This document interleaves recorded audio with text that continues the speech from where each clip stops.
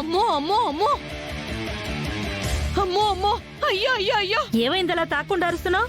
ఏంటా రండి చెప్తా.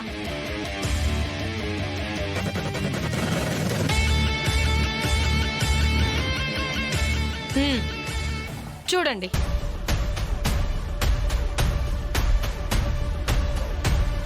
చక్కెర. అది జ్యూస్ లో కొంచెం చక్కెర కలిపాను. జ్యూస్ లో చక్కెరే కలుపుతారు, కానీ గ్లాస్ చుట్టూ ఈ చక్కెర పలుకులేంటని.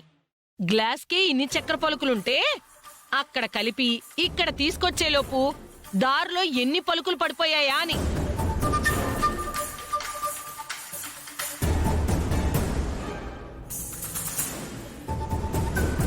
ఇది దుబారా చేయడం కాదా అంటాను.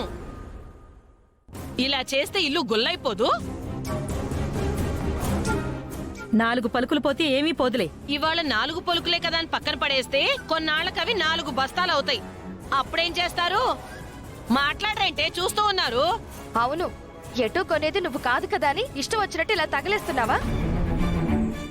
అయినా ఇలా దుబారా చేసే వాళ్ళని మన ఇంట్లో పెట్టుకోవటం మనదే తప్పు. అక్క, ఏంటక్క చిన్నదానికి? చిన్నదేంట్రా అంటే నువ్వు తనకి సపోర్ట్ చేస్తున్నావా? లేదు, దుబారా ఖర్చు గురించి మీరిద్దరూ చెప్తుంటే ఆశ్చర్యం వ్యక్తం చేస్తున్నాడు.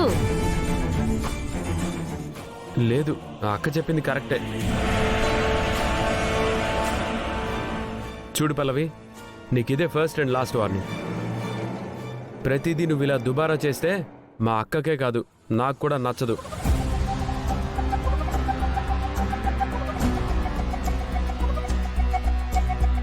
చూడు, ఇక నుంచి కేర్ఫుల్గా ఉండు. నువ్వే వస్తువు వాడాలన్నా 1కి 10 సార్లు ఆలోచించు. అది చక్కెరైనా, అంట్లు తోమే సోప్ అయినా. సరే.